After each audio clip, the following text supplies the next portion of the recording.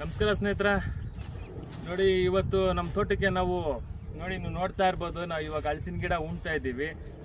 ಏನಿಲ್ಲ ಅಂದರೂ ಇವಾಗ ನಾವು 1 ಎಕರೆ ಬಯಲಿಗೆ ನಾವು ಇವಾಗ ಹಲಸಿನ ಗಿಡನ ಉಣ್ತಾ ಇರೋದು. ಏನಿಲ್ಲಾಂದ್ರೂ 1 ಎಕರೆಗೆ ಒಂದು 300 ಗಿಡನ ನಾವು ಇವಾಗ ಹಲಸಿನ ಗಿಡ ನಾವು ಇವತ್ತು ತೊಗೊಂಬಂದಿದ್ದೀರಿ. ಬನ್ನಿ ಇವಾಗ ಅದನ್ನು ನಾವು ತೋಟಕ್ಕೆ ಉಣೋಣ. ಅದಕ್ಕೂ ಮುಂಚೆ ನೋಡಿ, ನಾವು ಅಗ್ರಿಮೆಂಟ್ ಮಾಡ್ಕೊಂಡು ನಾವು ಈ ಹಲಸಿನ ಗಿಡನ ಉಣ್ತಾ ಇರೋದು. ಇದು ಫ್ಲೋರೋಸಾ ಕಂಪನಿಯವರು ನಾವು ತಗೋತೀರಿ ಅಂದಿದ್ದಕ್ಕೆ ಬೈಬ್ಯಾಕ್ ಮಾಡ್ತೀನಿ ಅದಕ್ಕೆ ಇವಾಗ ನಾವು ಇದನ್ನು ಉಣ್ತಾ ಇರೋದು. ಬನ್ನಿ ಯಾವ ಥರ ಇವಾಗ ಉಣೋದು ಅಂತ ನೋಡೋಣ. ನೋಡಿ, ಈ ಗಿಡನ ನಾವು ಏನಿಲ್ಲಾದ್ರೂ ನಾವು ಈ ಮಣ್ಣಿದೆಯಲ್ಲ, ಈ ಮಣ್ಣು ಲೆವೆಲ್ಗೆ ಮಾತ್ರ ಉಣ್ಕೊಬೇಕು. ತುಂಬ ಆಳಕ್ಕೆ ಏನು ಉಣೋಷ್ಟಿಲ್ಲ. ಕ್ಲೀನಾಗಿ ಇವಾಗ ಉಣಿದ್ರೆ ಒಂದು ನಾರು ಸಹ ಹೋಗೋದಿಲ್ಲ ಆ ಥರ. ಮತ್ತು ಇದು ಉಣಿ ಏನಿಲ್ಲ ಅಂದರೂ ಒಂದು 2 ವರ್ಷಕ್ಕೆಲ್ಲ ಫಸಲು ಬರ್ತದೆ. ಮತ್ತು ಇವಾಗ ಅವರು ಬೈಬ್ಯಾಕ್ ಮಾಡ್ತೀನಿ ಅದಕ್ಕೆ ನಾವು ಇವತ್ತು ತೊಗೊಂಡು ಬಂದು ಇವಾಗ ನಮ್ಮ ತೋಟಕ್ಕೆ ಉಣ್ತಾ ಇರೋದು.